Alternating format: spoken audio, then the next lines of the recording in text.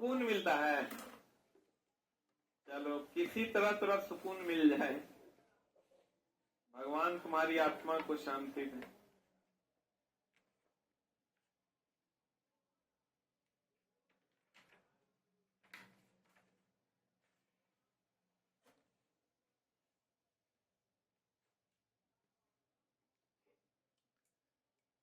सभी लोग pen copy लेकर रेडी हो जाइए।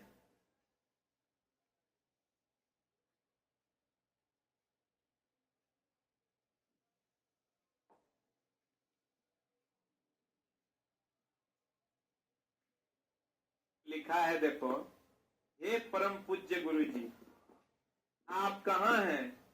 चारों तरफ एनसीईआरटी का त्राहिमाम मचा हुआ है। भक्त आपका इंतजार कर रहे हैं, जल्दी प्रकट होइए। एक पर एक छिट खोपड़ है।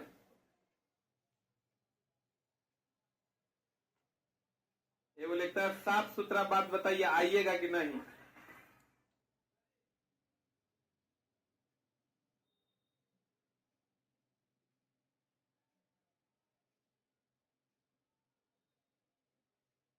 दूसरा बात बता रहे हैं कि हम आ गए हैं।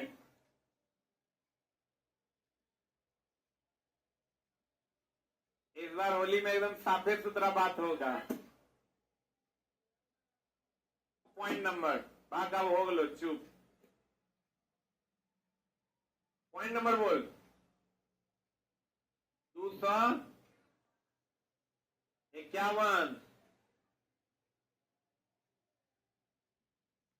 मन के कणों को आंख से देख सकते हैं? नहीं देख सकते। नाले का पानी निलंबन ना बोलन दे। हाँ बताओ, विषमांगी विलियन टिंडल प्रभाव दर्शाता है कि समांगी विषमांगी। दूध दिखता समांगी है, होता विषमांगी। सही है ना? बहुत बढ़िया बात।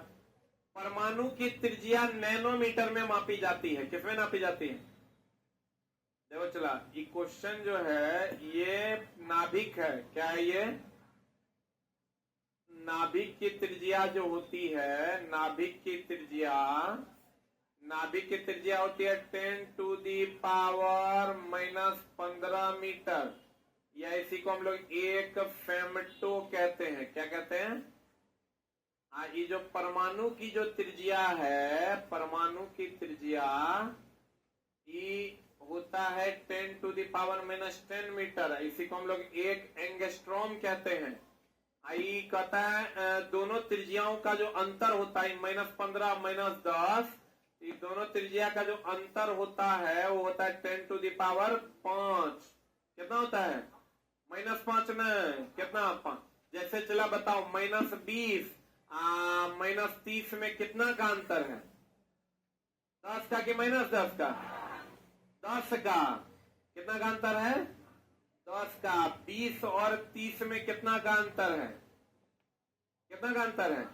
इसका मतलब अंतर कभी माइनस नहीं होता। तो ये दोनों में जो अंतर होगा वो कितना का होगा? 5 का नहीं, 10⁵5 का। जल्दी से लिख।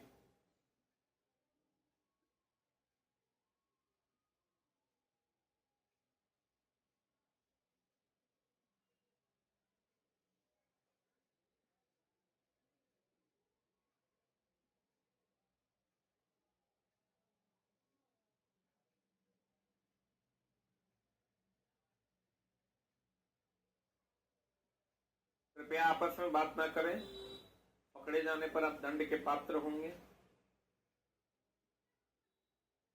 हो गया? तो कि त्रिज्याओं में अंतर 10⁵5 का।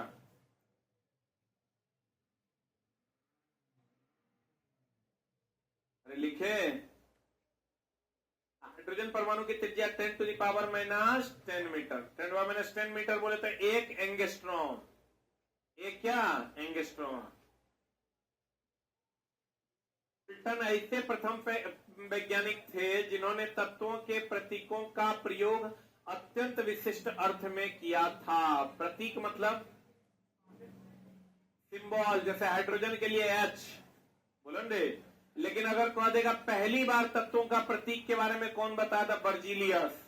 कौन बताया था? लेकिन कहेगा किसने तत्वों के प्रतीकों का प्रयोग अत्यंत विशिष्ट अर्थ में किया था? डाल्टन। लेकिन अगर खाली कह देगा किसने तत्वों के प्रतीक को पहली बार बताया, प्रतीक को पहली बार बताया, तो आंसर क्या हो जाएगा? बर्जिलियस। अब कहेगा एकदम मीनिंगफुल वे में किसने बताया? डाल्टन। किसने बताया? डाल्टन। अब बर्जिलियस ने कौन सिद्धांत दिया था? जैव शक्ति का सिद्धांत। कौन सिद्धांत? जैव शक्ति का सिद्धांत किसने दिया था? बर्जिलियस ने दिया था। जैव शक्ति का सिद्धांत किसने दिया था?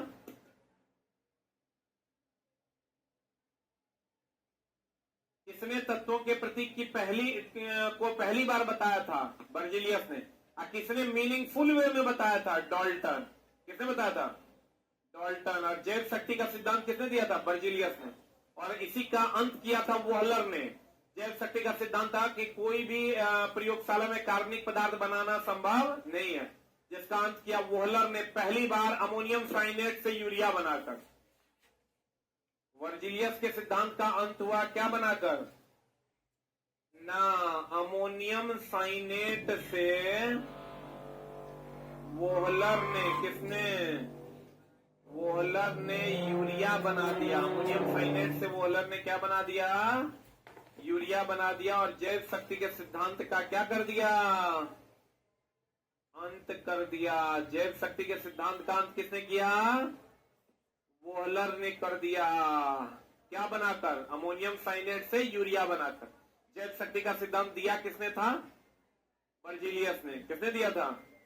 बर्जिलियस कहता था कि कोई भी तत्व, कार्बनिक तत्व को प्रयोगशाला में बनाना संभव नहीं था, लेकिन पहली बार अमोनियम साइनेट से यूरिया बना दिया था किसने? वोहलर। हो गया? वाह।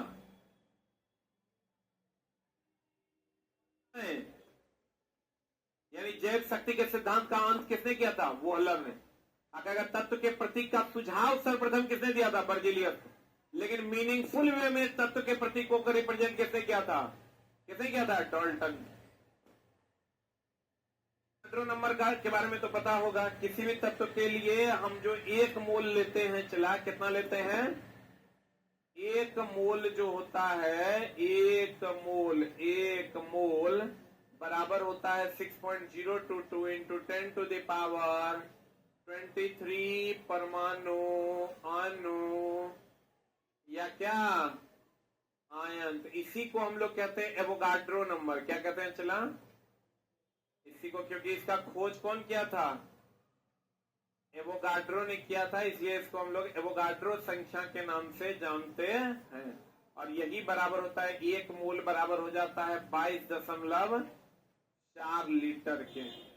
किस पर? एनटीपी एसटीपी पर। एनटीपी एंड एसटीपी पर, नॉर्मल टेम्परेचर एंड प्रेशर और स्टैंडर्ड टेम्परेचर एंड प्रेशर पर। नॉर्मल टेम्परेचर एंड प्रेशर और स्टैंडर्ड टेम्परेचर एंड प्रेशर पर।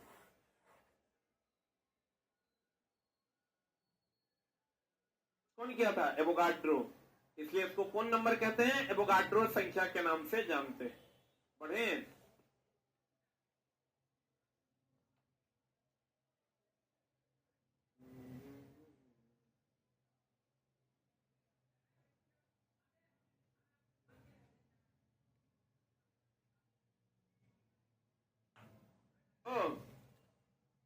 अब देखो, तो कहता है एवोगाड्रो संख्या Na को निरूपित किया जाता है। Na बराबर होता है 6.023 परमाणु, अणु या आयन, और ये होता है 22.4 लीटर। सर्वप्रथम अणु तथा मोल शब्द का प्रतिपादन किसने किया था? हम कल आपको लिखाए थे ना, अणु शब्द का प्रतिपादन ओस्टवाल्ड ने किया था। परमाणु शब्द को डेमोक्रिट्स ने दिया था। बोलन रे। लेकिन आप जानिए कि सर्वप्रथम अणु तथा मोल शब्द दोनों, अणु और कौन? मोल, दोनों शब्द का प्रतिपादन किसने किया था? William Ostwald. किसने किया था? अब परमाणु शब्द का सर्वप्रथम परिचय किसने किया था? रे? डेमोक्रिट्स ने किया था। किसने किया था?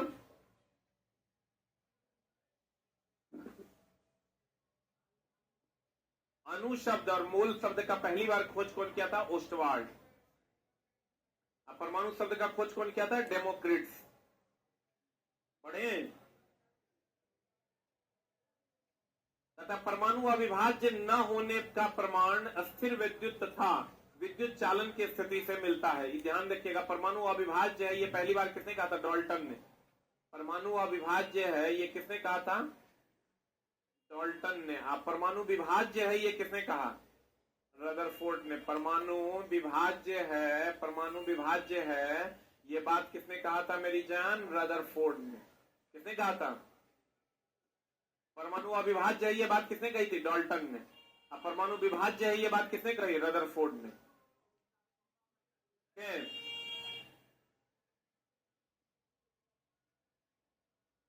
अतः परमाणु अविभाज्य न होने का प्रमाण अस्थिर विद्युत तथा विद्युत चालन की स्थिति से मिलता है। इससे पता चलता है कि परमाणु विभाज्य नहीं है, अविभाज्य नहीं है, यह विभाज्य है। की खोज किसने की थी? केनाल रे के रूप में किसने की थी? गोल्डस्टीन। अब चला, प्रोटॉन की खोज पर बहुत ज्यादा झोल है। सबको पता है कि इलेक्ट्रॉन का खोज कौन किया था? जे थॉमसन ने किया। बोलो हाँ। लेकिन प्रोटॉन की खोज में सब लोग कहते हैं कि गोल्डस्टीन, गोल्डस्टीन या रदरफोर्ड, यही ना कहते हैं। न्यूट्रॉन के लिए तो सबको पता है जेम्स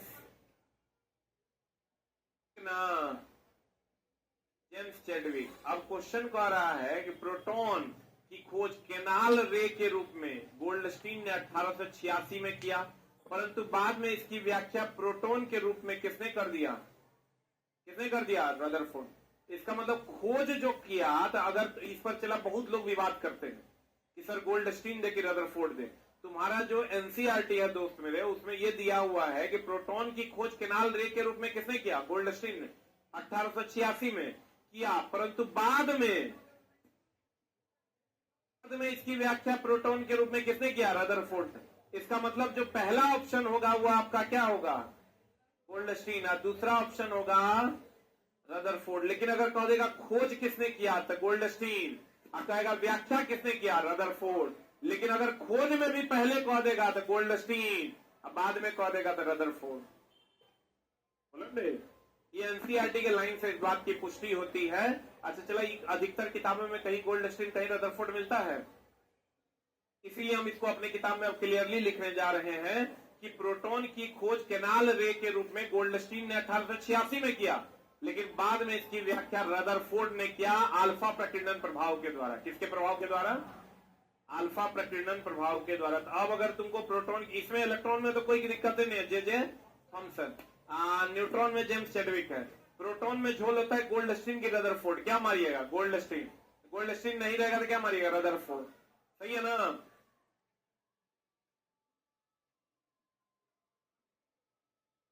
कैसे रहेगा? दोनों में से कोई एक चुनना होगा तो गोल्डस्टीन चुनना। थॉमसन पहला वैज्ञानिक था जिसने परमाणु का मॉडल दिया था। आप देखो, इस पर भी सवाल तुमको मिलेगा, परमाणु का मॉडल लिख के डैश देना, और एनसीईआरटी का पहला सवाल यही है। परमाणु मॉडल जो है, परमाणु मॉडल का क्रम है, पहला था थॉमसन, प्लम पुडिंग मॉडल दिया था। ये कौन मॉडल दिया था? इसके बाद दिया था डाल्टन, दिया रदरफोर्ड, के बाद दिया बोर एंड ब्यूरी। ये क्रम है, एनसीईआरटी का सवाल है। थॉमसन ने चला, लिख लेना, प्लम पुडिंग मॉडल दिया था। कौन मॉडल दिया था? प्लम पुडिंग मॉडल दिया था। किसने? थॉमसन। केक जो है वो ले लिया था, केक में जो चारों तरफ चीजें चिपकी हुई थी, कहा वैसे ही इलेक्ट्रॉन चिपका हुआ है।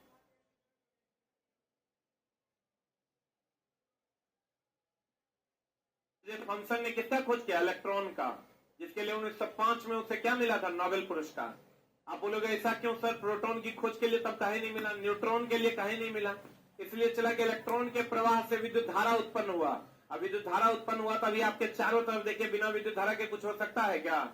इसीलिए सिर्फ इलेक्ट्रॉन की खोज के लिए जे थॉमसन को 1905 ईस्वी में नोबेल पुरस्कार से सम्मानित किया गया। एक्सरे के उत्पादन के लिए 1903 ईस्वी में रोएंटजेन को मिला था। किसको? 1921 में आइंस्टाइन को प्रकाश विद्युत प्रभाव के लिए नोबेल दिया गया था। बोलेंगे इलेक्ट्रॉन का प्रवाह क्या कहलाता? विद्युत धारा। इलेक्ट्रॉन का प्रवाह विद्युत धारा। इसलिए इलेक्ट्रॉन की खोज के लिए 1905 ईस्वी में थॉमसन को क्या मिला था? नोबेल पुरस्कार दिया गया था। इलेक्ट्रॉन की खोज के कारण 1905 में थॉमसन को क्या मिला था? नोबेल पुरस्कार। ऑर्डर क्या है? पहले थॉमसन दिया, फिर कौन दिया? डाल्टन। डाल्टन के बाद रदरफोर्ड, रदरफोर्ड के बाद बोर-ब्यूरी। एनसीईआरटी का क्वेश्चन है एग्जाम्पलर का ये। किसको मिला था? गोल्डस्टीन को कि थॉमसन को कि चैडविक को? थॉमसन को। किसको? किसकी खोज के लिए? इलेक्ट्रॉन की खोज के लिए। क्योंकि इलेक्ट्रॉन के प्रवाह को क्या कहते हैं? विद्युत धारा। अब विद्युत धारा से ही सारी चीजें चल रही है, इसलिए इलेक्ट्रॉन के खोज के लिए जे थॉमसन को 1905 ईस्वी में नोबेल पुरस्कार से सम्मानित किया गया। परमाणु उदासीन है, इसके बारे में भी किसने बताया था? थॉमसन ने। अब देखो चला, ये हमेशा ध्यान रखना, परमाणु जो है ये न्यूट्रॉन और प्रोटॉन है, तो ये नाभिक है कि परमाणु? ये है नाभिक। ये जो पूरा का पूरा है ये क्या है? परमाणु। तो देखो परमाणु में जितना चार्ज इलेक्ट्रॉन पर होता है उतने प्रोटॉन पर होता है, तो प्लस माइनस, तो परमाणु हो जाएगा उदासीन। क्या हो जाएगा? लेकिन नाभिक में न्यूट्रॉन पर कोई चार्ज नहीं होता, प्रोटॉन पर चार्ज होता है। बोलेंगे आप प्रोटॉन पर प्लस चार्ज होता है, ये उदासीन नहीं होगा, ये क्या हो जाएगा? धन आवेशित।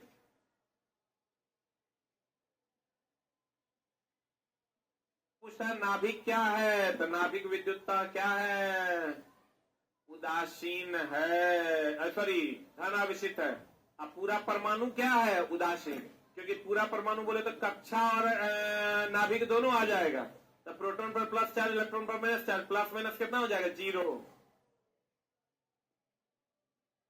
परमाणु क्या है? उदासीन। नाभिक क्या है? धनावेशित। नाभिक क्या है रे? धनावेशित। उदासीन क्यों है, समझ गए?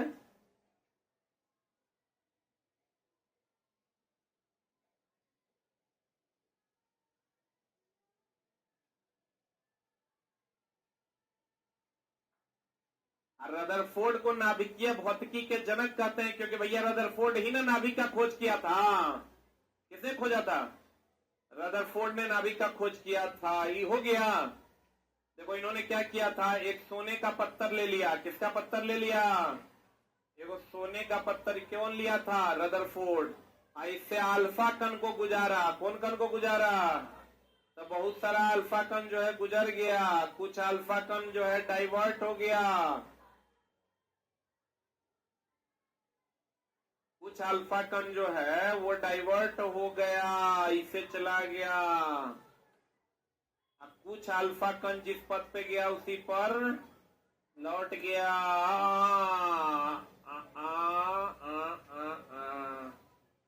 देखो तो उन्होंने कहा था ये पत्थर किसका लिया? सोने का पत्थर लिया। तो उन्होंने कहा कि देखो अल्फा पर पॉजिटिव चार्ज होता है, अल्फा पर पॉजिटिव चार्ज होता है, इस पर भी प्लस है, तब ना लौट गया है। विजातीय की सजातीय?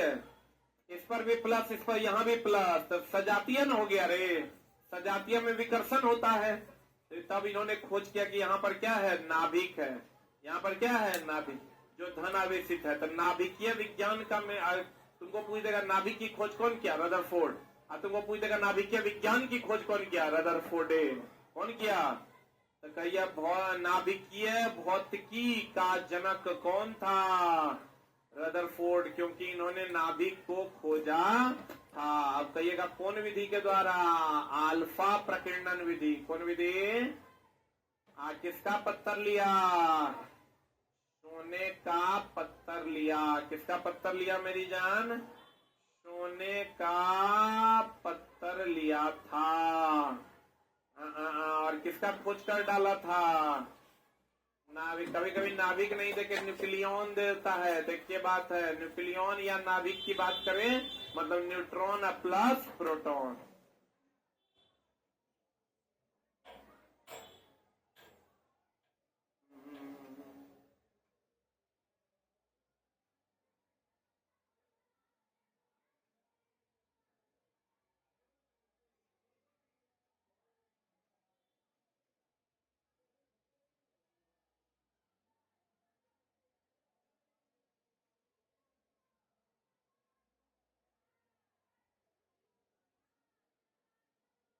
हुआ, पढ़ें।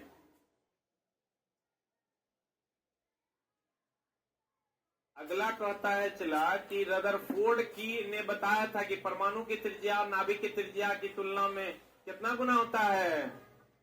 नहीं होता है। ई है 10 टू द पावर माइनस 15, ई है 10 टू द पावर माइनस 10, तो कितना गुना है?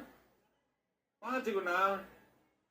10 टू द पावर 5 गुना। ये बताया किसने था? रदरफोर्ड ने। परमाणु की स्थिरता की व्याख्या किसने की थी? नील्स बोर ने। परमाणु अस्थिर है इसकी व्याख्या नील्स बोर ने। परमाणु अविभाज्य है इसकी व्याख्या रदरफोर्ड डाल्टन ने। किसने? पहला परमाणु मॉडल थॉमसन ने। किसने बताया परमाणु में नाभिक है? रदरफोर्ड। किसने बताया? परमाणुओं की स्थिरता की व्याख्या किसने की थी? नील्स बोर ने। बोलेंगे परमाणु की स्थिरता की व्याख्या किसने की? Niels Bohr. परमाणु अविभाज्य है ये बात किसने कहा? डाल्टन। संयोजकता परमाणु की संयोजन शक्ति कहलाती है। संयोजकता जानते हो? एक होता है संयोजकता, एक होता है संयोजी इलेक्ट्रॉन। पता है? संयोजकता और तुमको कहेगा, क्वेश्चन देगा कि किसी से लिखना संयोग करने की क्षमता, किसी तत्व से संयोग करने की क्षमता स्पष्ट होती है। स्पष्ट होती है। किसी तत्व से संयोग करने की क्षमता स्पष्ट होती है। एक दे देगा तुमको संयोजी इलेक्ट्रॉन। कौन इलेक्ट्रॉन? और दूसरा दे देगा संयोजकता। क्या दे देगा? संयोजकता। बताइए आंसर क्या हो जाएगा?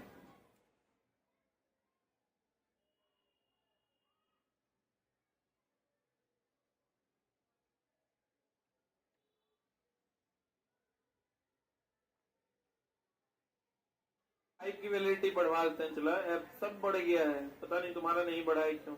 ऑनेस्ट वो पहचाना आपने? भाभी जी पुट्टी कौन सी लगानी है? जेके वन बैग। भाभी जी और कुछ पता? आने ही वाला है। अब देखो चला इसका आंसर बताओ क्या हो जाएगा। किसी तत्व से संयोग करने की क्षमता स्पष्ट होती है संयोजकता के द्वारा। तब कोका कविल के मौसा मारता है संयोजी इलेक्ट्रॉन। संयोग करने की क्षमता किसके द्वारा याद की जाती है? संयोजकता। संयोजकता किसके द्वारा? तब न चला ये जो कहते हैं Al2O3 में अल्युमिनियम की संयोजकता 3 है, इसलिए 3 को ऑक्सीजन को अपने साथ सटा लिया है। ऑक्सीजन की संयोजकता 2 है, इसलिए ऑक्सीजन 2 को अल्युमिनियम को अपने साथ संयोग करवा लिया है। नहीं समझा? अल्युमिनियम की संयोजकता कितनी है? 3, इसलिए 3 को ऑक्सीजन को सटेले है। ऑक्सीजन की संयोजकता कितनी है? 2, इसलिए 2 को अल्युमिनियम को सटेले है। बोलेगा नहीं करेगा। जबकि अगर अल्युमिनियम की संयोजकता निकालिएगा, अल्युमिनियम की संयोजकता निकालिएगा 2, 8, 3 होता है। संयोजी इलेक्ट्रॉन, संयोजी इलेक्ट्रॉन कितना है? 3। कितना? 3। ऑक्सीजन का निकालिएगा तो 8 होता है, तो 2, 6 होता है। तो 6 होता है, देखकर 6 होना चाहिए था। होना चाहिए था ना। अगर मतलब एक बार 6 को अगर संयोजी इलेक्ट्रॉन के हिसाब से जोड़ेंगे तो क्या को जोड़ना चाहिए? 6 को। लेकिन इसकी संयोजकता निकालिएगा तो 8 में 6 गया कितना? 2। तो देखो 2 को जोड़ा है कि नहीं जोड़ा है? इसका मतलब किसी तत्व से संयोग करने की क्षमता को संयोजकता कहते हैं और उसको संयोजकता के द्वारा दिखाते हैं, ना कि संयोजी इलेक्ट्रॉन के द्वारा। किसके द्वारा? संयोजी इलेक्ट्रॉन की संयोजकता। इसीलिए तो कहते हैं कि रदरफोर्ड ने संयोजकता परमाणु की संयोजन शक्ति कहलाता। संयोजी इलेक्ट्रॉन संयोजन शक्ति नहीं कहलाता है। कौन कहलाता है? कौन कहलाता है? संयोजकता और संयोजी इलेक्ट्रॉन अलग अलग है। संयोजी इलेक्ट्रॉन होता है बाह्यतम कक्षा का इलेक्ट्रॉन। कौन इलेक्ट्रॉन? जिसको हम लोग मुक्त इलेक्ट्रॉन कहते हैं। अगर कहेगा विद्युत धारा के प्रवाह में कौन जरूरी है? संयोजकता की संयोजी इलेक्ट्रॉन। संयोजी इलेक्ट्रॉन। कहेगा एक दूसरे से जुड़ने के लिए कौन जरूरी है? संयोजकता। लड़का एक के मारता है संयोजी इलेक्ट्रॉन संयोजकता जे है मन से है दिल ले। अब बताओ तो विद्युत धारा के प्रवाह के लिए कौन जरूरी है? विद्युत धारा प्रवाह कौन जरूरी है? संयोजी निजी इलेक्ट्रॉन, या इसी को हम लोग क्या कहते हैं, मुक्त इलेक्ट्रॉन। कौन इलेक्ट्रॉन दे, मुक्त इलेक्ट्रॉन, बोलो हाँ।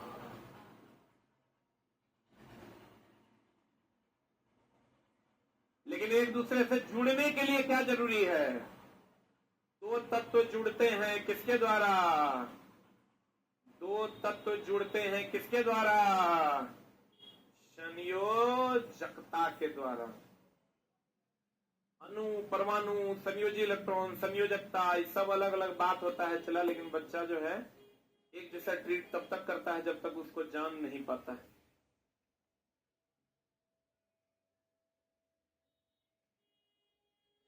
मेरे में आज से अपलोड नहीं होगा, अभी कोई भी धंधा का बात नहीं करेगा, चुपचाप पढ़ेगा।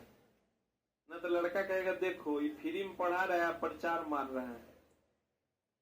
किसी भी प्रकार का कोई प्रचार नहीं होगा। जगह खरीदना है या जगह बैच से जुड़ना होगा, अपने हिसाब से देखो कहां तुम जुड़ पाओगे। हो गया? हाँ, रदरफोर्ड ने परमाणु की तुलना किससे की थी, सौर परिवार। सर कैसे, उन्होंने कहा था कि देखो जैसे सूर्य के चारों तरफ सभी ग्रह चक्कर लगाते हैं, वैसे ही नाभिक के चारों तरफ इलेक्ट्रॉन चक्कर लगाता है। बोलो ने, ये इलेक्ट्रॉन, प्रोटॉन, न्यूट्रॉन, ये सब के बारे में, नाभिक के बारे में कौन बताता, रदरफोर्ड। तो वही ना कहेगा कि ये जो परमाणु है वो सौर परिवार के जैसा है। जैसे सौर परिवार में सूर्य के चारों तरफ ग्रह चक्कर लगाता है, वैसे यहाँ भी नाभिक के चारों तरफ कौन चक्कर लगाता है, इलेक्ट्रॉन। तो भैया बताओ डाल्टन कैसे कहेगा, डाल्टन ने कहा था ये अविभाज्य है, तो अविभाज्य है कह पाता कि नाभिक के चारों ओर इलेक्ट्रॉन चक्कर लगाता है।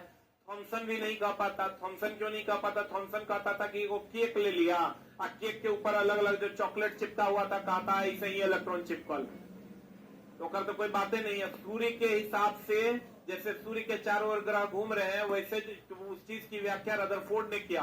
रदरफोर्ड ने कहा एक नाभिक है और उसके चारों तरफ कौन चक्कर लगा रहा है, इलेक्ट्रॉन। कौन चक्कर लगा रहा है, और सूर्य के चारों तरफ कौन चक्कर लगा रहा है, ग्रह। कौन चक्कर लगा रहा है, ग्रह। सूर्य की तुलना उन्होंने नाभिक से की और ग्रहों की तुलना उन्होंने इलेक्ट्रॉन से की। किससे की, रॉबर्ट हुक। देखो चला, ये मृत और जीवित कोशिका का जो झोल है, इसको बढ़िया से एक ही लाइन में क्लियर कर लो। रॉबर्ट हुक कॉर्क से मृत तथा ल्यूवेनहॉक तालाब से जीवित कोशिका का खोज किया था। कि जब क्वेश्चन आता तो अटर पटर मार देता है बच्चा। रॉबर्ट हुक जो है किससे, कॉर्क से मृत कोशिका का खोज किया, बोले मैं नहीं करेगा। ल्यूवेनहॉक जो है तालाब से जीवित कोशिका का खोज किया था। और डाउटेबल लाइन उपलब्ध है। रॉबर्ट हुक जो है ये कॉर्क से मृत कोशिका का खोज किया, ल्यूवेनहॉक तालाब से जीवित कोशिका का खोज किया। क्लियर है? अब कहते हैं रक्त का पंप कौन है, हृदय। ये तो सबको पता है, रक्त को कौन पंप करता है, हृदय। कौन करता है? अच्छा एक बात बताओ, एलपीजी गैस जो हम लोग भरते हैं, ये होता है दाब भरण प्रणाली से। अपने किताब में भी पढ़ाते हैं। और जो जो जो दाब भरण प्रणाली से, पेट्रोल जो हम लोग भरते हैं या पेट्रोलियम का उत्पाद जो भरते हैं, ये भरते हैं हम लोग पंप भरण प्रणाली से। प्रणाली से, एक मिनट, होल्ड ऑन। हम लोग कहते हैं एलपीजी पंप, कभी सुना है, बोलो ने, एलपीजी पंप कभी सुना है? एलपीजी जो है दाब भरण प्रणाली से तुम लोग जाता है, चला वहां क्या बोलते हैं उसको, गैस वाला के दुकान के पास क्या करता है, बड़का सिलेंडर को उल्टा देता है और उल्टा के high pressure to low pressure में चला जाता है। प्रोग्राम में हाई प्रेशर नीचे लो प्रेशर। तो भैया एलपीजी जो है high pressure to low pressure दाब भरण प्रणाली से, और पेट्रोलियम जो है पंप पर जाते हैं, उसमें मोटर लगा के खींच के तब भरा जाता है। तो पेट्रोल पंप होता है, जबकि एलपीजी पंप नहीं होता। लिख लो जल्दी से।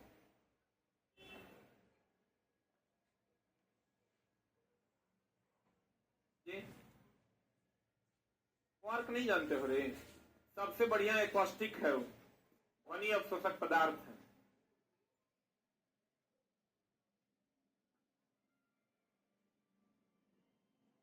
रक्त का पंप कौन है? हृदय करता है। कौन हमें कभी आराम नहीं करता है? हृदय। इधर सरल क्वेश्चन है, सब जानता होगा। हृदय आराम करेगा, तू आराम कर लेगा। प्लाज्मा झिल्ली केंद्रक कोशिका द्रव्य सभी कोशिका का प्रमुख अवयव है।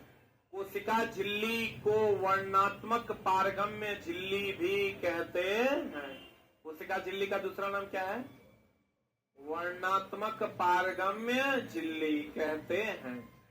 जल के अणुओं की गति जब वर्णात्मक पारगम्य झिल्ली द्वारा हो तो उसे क्या कहते हैं? परासरण। क्या कहते हैं? चला, परासरण मतलब सटके हुए का, सटके का फूलना। जैसे किशमिश, जैसे क्या चला, छोहाड़ा। अब इसमें भी है चला अल्प परासरण, सम परासरण, अति परासरण। परासरण कितने प्रकार का? 3 प्रकार। उत्क्रम परासरण जिससे पानी को शुद्ध किया जाता है, रिवर्स ऑस्मोसिस। उत्क्रम परासरण जिससे पानी शुद्ध करते हैं, पानी क्या करते हैं? शुद्ध करते हैं, जिसको हम लोग रिवर्स ऑस्मोसिस के नाम से जानते हैं।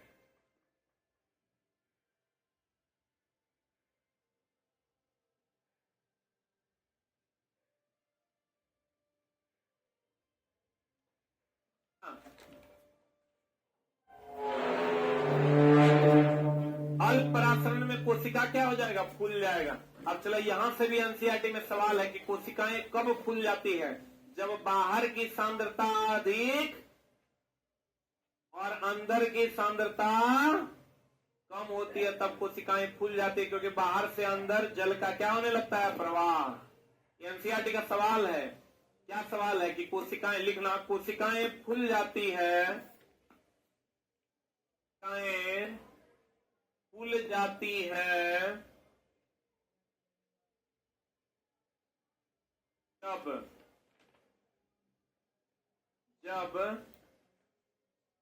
कोशिका के बाहर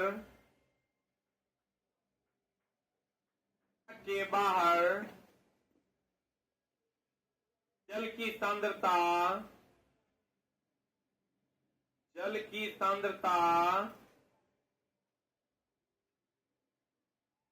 होती है और अंदर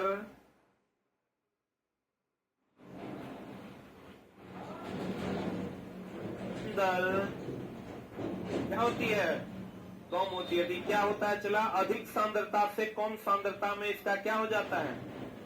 प्रवाह हो जाता है। अधिक सांद्रता से किसमें?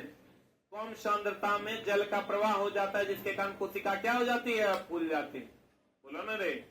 अल्प परासरण में कोशिकाएं क्या हो जाती है? फूल जाती है। और फिर सम परासरण में कोई परिवर्तन नहीं होते। अति परासरण में कोशिका क्या हो जाता है? चिपक जाता है। क्या हो जाता है? चिपक जाता है। एक कोशिकीय अवायवीय जीव तथा अधिकांश पादप कोशिका परासरण द्वारा जल को, देखो चला, परासरण द्वारा जल कैसे ग्रहण होता है? जैसे जल रखा हुआ है, तुम जल खाली डाल दो, कोई मोटर वोटर नहीं लगाओ, कैपिलरी एक्शन के द्वारा सट सट खींच लेगा। उसी को हम लोग परासरण कहते हैं। क्या कहते हैं? जैसे तुम देखो मिट्टी है, सूखी मिट्टी है, उसके चारों तरफ तुम पानी डाल दो, सट सट खींच लेगा। उसको हम लोग क्या कहते हैं? परासरण। लिखना, परासरण जल अवशोषण की वह प्रक्रिया है, परासरण जल अवशोषण की वह प्रक्रिया है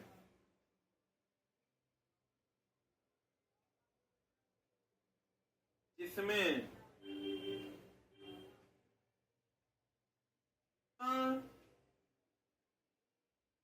मोटर पंप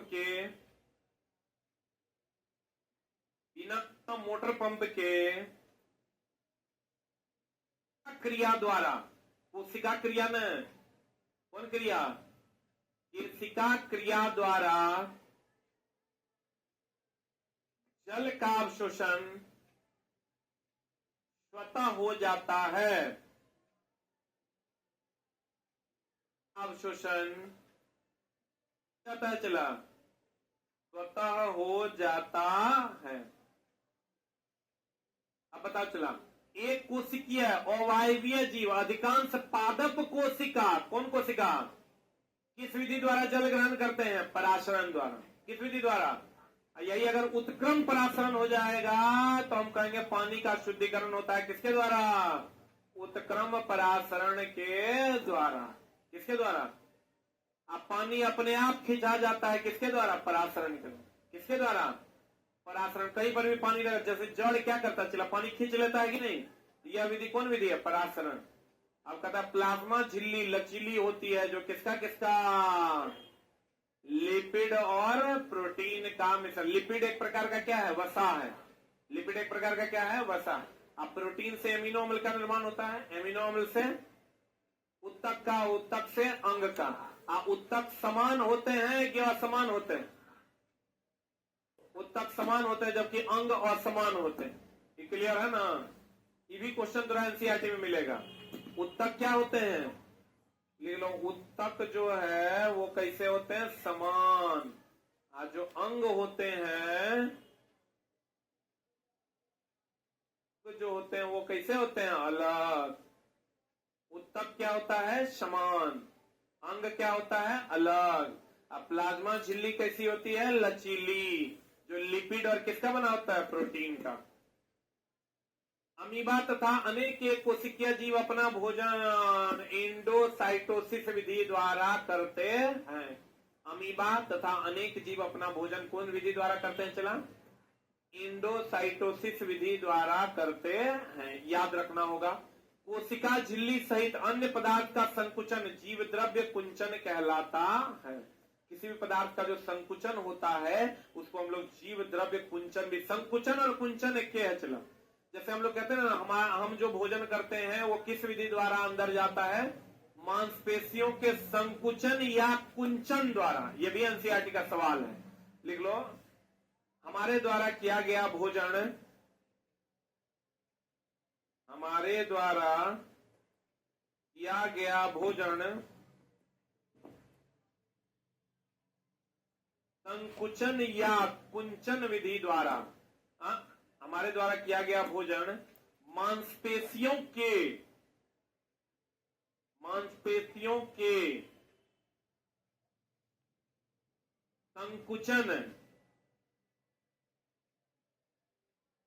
संकुचन या कुंचन या क्रमानुकुंचन, बोर्ड पर लिखा हुआ है। क्रमानुकुंचन मतलब क्रम से संकुचित होना और फैलना, क्रमानुकुंचन के द्वारा होता है। एनसीईआरटी का लाइन क्वेश्चन है। हम जो भोजन करते हैं या वो किसके द्वारा जाता है अंतर? संकुचन, कुंचन या क्रमानुकुंचन। मतलब इसका मतलब होता है फैलना और सिकुड़ना। इसीलिए सोए सोए भी खा लेते हैं, खड़े खड़े भी खा लेते हैं। लेकिन चला अगर अगर अगर अगर हम बात करें वहां कहा अंतरिक्ष में तो जी का मान 0 होता है। जी का मान 0 होता है तो वहां भी कहेगा कि भोजन हम कैसे कर पाते हैं? क्रमानुकुंचन के द्वारा, मांसपेशियों के संकुचन और क्रमानुकुंचन के द्वारा। क्योंकि भैया भोजन को ग्रेविटी से कोई लेना देना नहीं है। अगर भोजन को ग्रेविटी से लेना देना होता तो हम खाली खड़े खड़े खा पाते या बैठे बैठे खा पाते, सो के नहीं खा पाते। लेकिन हम लोग सो कर भी क्या करते हैं? खा लेते हैं। ऐसे कुछ भी डाल लीजिए मुंह में, सो जाइए हम। यही है क्रमानुकुंचन।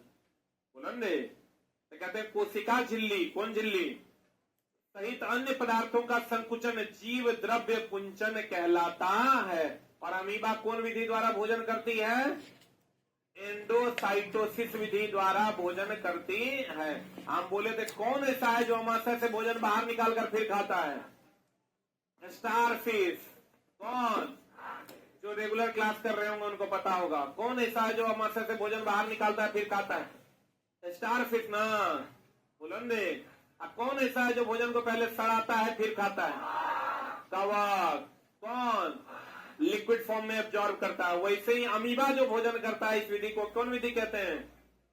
एंडोसाइटोसिस विधि कहते हैं। अमीबा जो भोजन करता है इस विधि को क्या कहते हैं? एंडोसाइटोसिस विधि कहते हैं। कहता है कोशिका विभाजन के समय क्रोमोजोम दिखाई देता है। जब कोशिका विभाजन होता है चला तो उस समय क्रोमोजोम आपका क्या होता है, दिखाई देता है। इसीलिए जब भी चला क्रोमोजोम की जांच होती है तो मांसपेशियों में पहले कोशिका विभाजन होता है और तभी आप क्रोमोजोम यानी डीएनए की जांच कर सकते हैं। कहते हैं डीएनए के क्रियात्मक खंड को क्या कहते हैं, जीन कहते हैं। डीएनए के क्रियात्मक खंड को जीन कहते हैं। आपको कभी कभी क्वेश्चन पूछता है अनुवांशिकता की खोज, अनुवांशिकता की जांच किससे होती है, ये हमेशा ध्यान रखिएगा। अगर दे दे तुमको अनुवांशिकता, इसलिए चला कि जीन का एक भाग है डीएनए, जीन का एक भाग। तो अगर कह देगा अनुवांशिकता, अनुवांशिकता का पता किससे लगाते हैं, तो पहला ऑप्शन हो जाएगा जीन और दूसरा ऑप्शन क्या हो जाएगा, डीएनए। वो भी क्वेश्चन मिलेगा तुमको।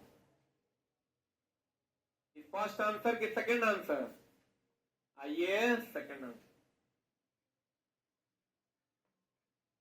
अनुवांशिकता की खोज किसने की थी, किससे द्वारा होती है, जीन के द्वारा।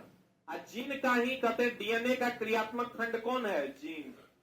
जीन नहीं रहेगा तब क्या मारिएगा, डीएनए। नहीं कहते हैं इसका डीएनए खराब है, डीएनए ठीक है, तो डीएनए से ही उसके वंश का पता चलता है, अनुवांशिकता का पता चलता। और चला डीएनए सबका अलग अलग होता है।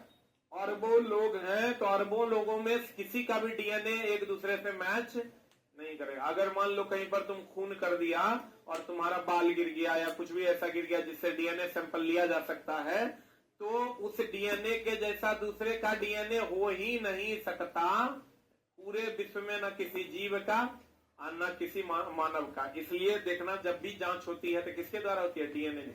मतलब हम ये कह सकते हैं कि डीएनए सभी जीव का अलग अलग होता है, कभी भी दो जीवों का डीएनए समान नहीं हो सकता। इसीलिए देखता तुम कभी कोई क्राइम स्थल पर जो है लोगों को न जाने की सलाह दी जाती है, कहता है पुलिस आएगा ना तभी जाइएगा, तो पुलिस आएगा तब जाइएगा, मतलब चला वहां पर वो चीजें कलेक्ट करने की कोशिश करता है जिससे खूनी का डीएनए जांच किया जा सके।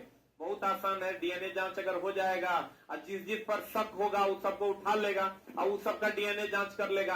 अगर डीएनए पकड़ा जाएगा तो सीधे सजा है मौत, कहीं बचने वाला कोई झोल नहीं है। हाँ, लेकिन अगर वही बात साबित, वकील ऐसा चीज है चला जो तुम्हारे किसी भी बात को साबित करने के लिए वो तैयार रहता है। वकील वहां साबित कर देगा नहीं ये गया था, जब आवाज हुआ थी गया देखने की कौन कौन है, तब बाल टूट के गिर गया, या ये आवाज जब हुई तो ये वहां गया देखने, और जो वहां चाकू रखा हुआ था उसको छू के देखा कि क्या इसी चाकू से इसकी हत्या हुई है।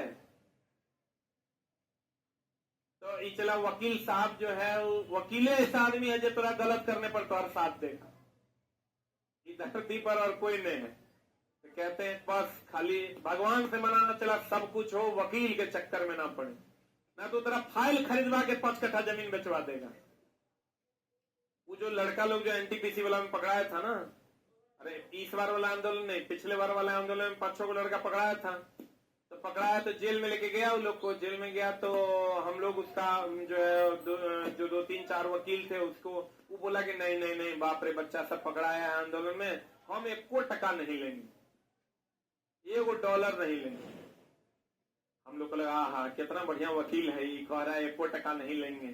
तो आप चला हम बोले ठीक है यही जो है केस लड़ेगा। चला तो समझो कि जैसे गए तब बोला 200 टका इतनी फाइल खरीद लीजिए, 100 के फाइल ले लीजिए, 300 के फाइल ले लीजिए। साला फाइल खरीदते खरीदते होकर 1.5 लाख चल गया। 30 के 35,000 टका हम उसको दिए खाली फाइल खरीदते खरीदते। एक बार हम गए वो केस के सिलसिले में, तो वो कहता है एगो आदमी को, हमको नहीं बोला, एगो आदमी को बोलता है वकील साहब कुछ खर्चो देना पड़ेगा। तो वकील साहब कहते हैं कि ना अभी आपका केस का पहले ट्रायल ना है। बोला हाँ अच्छा अभी केस तो चलेगा ना, हमको नहीं चाहिए बाबा, आप 500 दे दीजिए, आप 300 टका वो फाइल वाला को दे दीजिएगा। है वो चलवा जो है बार बार फाइल ढोता है, 500 करोड़ दे दीजिए। अरे साला 500 1,000 3 1,300, अब वकील साहब अभी नहीं लिए हैं, वकील साहब बाद में लेंगे। अरे छुट्टा चोर वकील गई एकदम चला समझो वकील के चक्कर में तो पड़ने ने जगह लगाए होगा से माफी मांगे केस वापस ले लेना है, कोर्ट तक एकदम नहीं पहुंचे ही भगवान से दुआ करना। न तो वकील साहब गड़बड़ा देते हैं मामला, फाइल बहुत खरीदवाते हैं, ने चला देना न पता चला सब वकील मिलके हमारे पे केस कर दिया। और स्पष्ट केंद्रक में केवल क्रोमेटीन पदार्थ होता है, जिसे क्या कहते हैं, वैसा केंद्रक जो स्पष्ट नहीं है, उसमें एक ही पदार्थ होता है क्रोमेटीन, जिसको हम लोग केंद्रकाय कहते हैं। क्या कहते हैं? आज जिस कोशिका में केंद्रक झिल्ली होता है उसे क्या कहते हैं? यूकैरियोटिक। भैया ये दो होता है, एगो प्रोकैरियोटिक, एगो यूकैरियोटिक। प्रोकैरियोटिक मतलब मैच्योर ज्ञान, मैच्योर। अनडेवलप आप कह सकते हैं। प्रोकैरियोटिक की अगर हम बात करें, प्रोकैरियोटिक मतलब अनडेवलप की डेवलप, अनडेवलप। इसके अंतर्गत कौन कौन आता है? नीलहरित शैवाल नाम सुना है। एक होता है यूकैरियोटिक। हम लोग जो है स्तनधारी हैं, हम लोग क्या हैं? यूकैरियोटिक है। क्या है हम लोग? ये होता है डेवलप। क्या होता है चला? डेवलप। हम लोग यूकैरियोटिक हैं कि प्रोकैरियोटिक? हम लोग चला यूकैरियोटिक है। जितने भी स्तनधारी हैं वो क्या है? यूकैरियोटिक। नीलहरित शैवाल क्या है? प्रोकैरियोटिक। प्रोकैरियोटिक मतलब पूरा का पूरा डेवलप नहीं हुआ हो। यूकैरियोटिक मतलब पूरा का पूरा क्या हो गया? वो डेवलप हो गया। जिस कोशिका में केंद्रक झिल्ली होती है उसे यूकैरियोटिक है, जिसमें केंद्रक नहीं होगा उसे प्रोकैरियोटिक। क्या कहते हैं उसको? प्रोकैरियोटिक, क्योंकि वो अनडेवलप होता है, उसमें केंद्रक नहीं होता। लिखा। कोशिका द्रव्य और केंद्रक द्रव्य को क्या कहते हैं? जीव द्रव्य। ये तो पढ़े होंगे आप लोग बायोलॉजी में भी। कोशिका द्रव्य ले लो और केंद्रक द्रव्य, सबको मिला के क्या कहते हैं? जीव द्रव्य। यकृत विष तथा दवा को निराकरण करने में महत्वपूर्ण भूमिका निभाता है। बताओ यकृत में कौन होता है जो विष को मार देता है? यकृत में कौन होता है जो विष को मार देता है? HCl नाम सुने हो। पित्त भी। कौन चला? पित्त। तो ये विष तथा दवा को निराकरण करने में महत्वपूर्ण भूमिका निभाता है। कौन? यकृत। जो विष होगा, भोजन में जो विषाक्त पदार्थ होता है वो यकृत में क्या हो जाता है? समाप्त हो जाता है। क्या हो जाता है? और दवा का निराकरण, दवा को अलग अलग भागों में बांटने के लिए भी हम लोग किसका उपयोग करते हैं? यकृत का। यकृत बोले तो लीवर न रे। ईआर में संश्लेषित पदार्थ गोल्जी उपकरण में जमा रहता है। What is ER? Endoplasmic reticulum. Endoplasmic reticulum. Endoplasmic reticulum. Endoplasmic reticulum, इसको कहते हैं अंतः प्रद्रव्यी जालिका। Endoplasmic reticulum. प्रद्रव्यी जालिका जो होता है चला, इसमें दो भाग होता है। एक होता है रफ भाग, एक होता है स्मूथ भाग। ये जो रफ भाग होता है इसी में क्या होता है? राइबोसोम। क्या होता है? राइबोसोम। और राइबोसोम प्रोटीन का निर्माण करता है। किसका निर्माण करता है? प्रोटीन फैक्ट्री, इसी को न कहते हैं हो। राइबोसोम को हम लोग प्रोटीन फैक्ट्री के नाम से जानते हैं। इंडोप्लाज्मिक रेटिकुलम में दो भाग होता है, रफ भाग है वो स्मूथ भाग। रफ भाग को में क्या होता है? राइबोसोम। राइबोसोम क्या करता है? प्रोटीन का संश्लेषण। किसका संश्लेषण करता है? प्रोटीन का संश्लेषण करता है।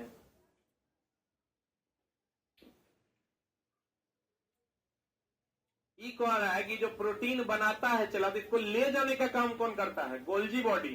कौन ले जाता है? संश्लेषित पदार्थ। ये संश्लेषित पदार्थ हो गया तुम्हारा प्रोटीन। कौन हो गया चला?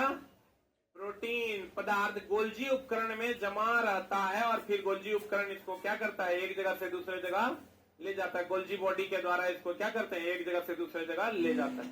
आपको कहेगा इंडोप्लाज्मिक रेटिकुलम का संश्लेषित पदार्थ कौन है? प्रोटीन। कौन है? जो इंडोप्लाज्मिक रेटिकुलम के किस भाग पर होता है? रफ भाग पर। रफ भाग में क्या होता है? राइबोसोम। राइबोसोम क्या करता है? प्रोटीन फैक्ट्री होता है। राइबोसोम क्या है? राइबोसोम क्या है? Protein factory. राइबोसोम क्या है? हो गया। लाइसोसोम आत्महत्या की थैली बोलते हैं। लाइसोसोम में उपस्थित एंजाइम का निर्माण कहाँ होता है? एंडोप्लाज्मिक रेटिकुलम में। लाइसोसोम को आत्महत्या की थैली कहते हैं। क्या कहते हैं इसको? इसका एंजाइम का निर्माण कहाँ होता है? ईआर में, एंडोप्लाज्म। ये हमेशा ध्यान रखना, एंजाइम को शरीर का उत्प्रेरक कहते हैं। एंजाइम को शरीर का उत्प्रेरक कहते हैं। एंजाइम को शरीर का क्या कहते हैं? उत्प्रेरक कहते हैं।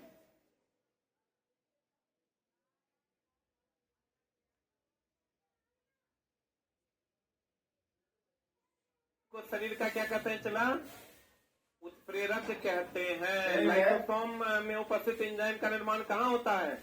यार माइटोकॉन्ड्रिया, कोशिका का बिजली घर होगा। अब चला, इसी में क्या करता है? पावर हाउस होता है ये। हम लोग तो याद करके जाते हैं, power house of the cell कौन है? माइटोकॉन्ड्रिया। तो पावर हाउस ही ना बिजली घर है। तो लड़का कहता है, अरे सलाई तो पावर हाउस पढ़ के गए थे, बिजली घर की हो गया। पावर हाउस ही क्या होता है? बिजली घर। पावर हाउस ही क्या होता है? बिजली घर। इसमें कैसी झिल्ली होती है? दोहरी में। माइटोकॉन्ड्रिया में दोहरी झिल्ली होती है। प्रोकैरियोटिक, बताओ प्रोकैरियोटिक मतलब डेवलप या अनडेवलप? इसमें बहुत सारा चीज अनुपस्थित होता है। बोलेंगे, कहता है प्रोकैरियोटिक कोशिका में किसी भी प्रकार की झिल्ली नहीं होती। प्रोकैरियोटिक कोशिका में क्रोमोसोम के स्थान पर, क्योंकि चला डेवलप नहीं होता जो क्रोमोसोम बनेगा। हम लोगों में क्रोमोसोम होता है। आप तो कहेगा क्रोमोसोम का विभाजन जो होता है वो टूटे हुए स्थिति में दिखाई पड़ता है कि जुटे हुए स्थिति में? अभी तुरंत बताए थे टूटे हुए स्थिति में। अच्छा बताओ, एक्स क्रोमोसोम बड़ा कि वाई? कौन बड़ा? साइज में एक्स बड़ा और वाई छोटा। अब कहते हैं प्रोकैरियोटिक कोशिका में बहुत सारा चीज क्या होता है? एब्सेंट होता है। तो यहाँ भी चला, प्रोकैरियोटिक में क्रोमोसोम नहीं रह के न्यूक्लिक अम्ल होता है। वही न्यूक्लिक अम्ल बाद में जो यूकैरियोटिक जब बन जाता है तो वो किसमें बन जाता है? क्रोमोसोम में। किसमें बन जाता है? जैसे चला यूकैरियोटिक में तो क्रोमोसोम, हम लोग यूकैरियोटिक हैं। कौन कैरियोटिक है? जितने भी स्तनधारी हैं सब, जो डेवलप जीव तुमको दिखाई दे रहे हैं वो सब क्या है? यूकैरियोटिक। क्या है वो? तो यूकैरियोटिक में सारी चीजें पाई जाती है। प्रोकैरियोटिक में बहुत सारी चीजें एब्सेंट होती है। बहुत सारी चीज डेवलपमेंट के स्टेज में होता है, इसलिए उसको हम अनडेवलप कहते हैं। क्या कहते हैं उसको? ये समझ लो, विकासशील होता है वो। क्या होता है वो? तो कहते हैं प्रोकैरियोटिक। प्रोकैरियोटिक कोशिका में क्रोमोसोम के स्थान पर क्या रहता है? न्यूक्लिक अम्ल पाया जाता है। इसमें केवल राइबोसोम अंगक के रूप में होता है। केवल प्रोकैरियोटिक में कौन होता है? राइबोसोम। कोशिका के अंदर विषैले पदार्थों का निराकरण, चिकनी, हम बोले थे इसमें दो भाग है, एगो रफ, एगो स्मूथ। ये जो कोशिका का निराकरण है, कोशिका का जो निराकरण, विषैले पदार्थों का जो निराकरण है, ये कौन भाग में होगा? स्मूथ में। रफ भाग में क्या होता है? प्रोटीन का निर्माण। रफ भाग में क्या होता है? प्रोटीन का निर्माण। और कहते हैं भैया मेरे, कोशिका के अंदर विषैले पदार्थों का जो निराकरण होगा वो कहाँ होगा? स्मूथ भाग। कोशिका के अंदर विषैले पदार्थों का निराकरण कहाँ होगा? स्मूथ भाग में। और रफ भाग में क्या होगा? प्रोटीन का निर्माण। जो कौन करेगा? राइबोसोम। कौन करेगा? राइबोसोम। लाइसोसोम को क्या कहते हैं? आत्महत्या की थैली। लाइसोसोम को क्या कहते हैं? आत्महत्या की थैली। कोशिका के अंदर विषैले पदार्थों का निराकरण कहाँ होगा? एंडोप्लाज्मिक रेटिकुलम के स्मूथ भाग पर। कौन भाग पर? और रफ भाग पर क्या होगा? प्रोटीन का निर्माण। जो किसके द्वारा होगा? लाइसोसोम के द्वारा। किसके द्वारा? राइबोसोम के द्वारा। किसके द्वारा? राइबोसोम। लाइसोसोम के द्वारा आत्महत्या की थैली। लाइसोसोम आत्महत्या की थैली। क्लियर है? गोल्जी उपकरण अभी तुरंत बताए थे। यह सरल शर्करा को किसमें बदल देता है?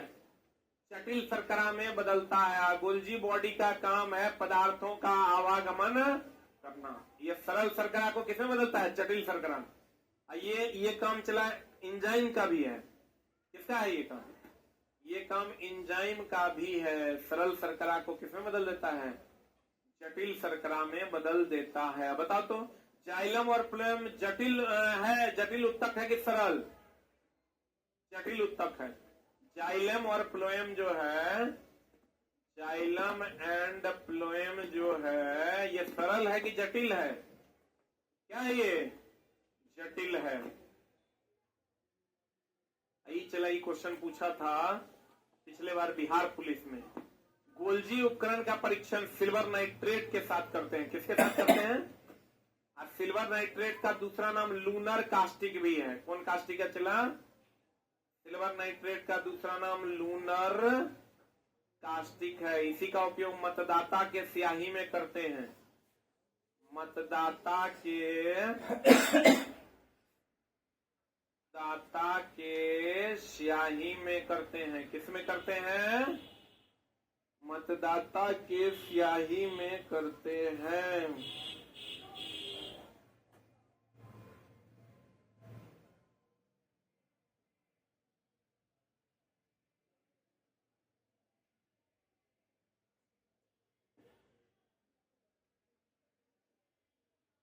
अरे भाई F7 की वैलिडिटी बढ़ गई है, तुम अपडेट तो करो।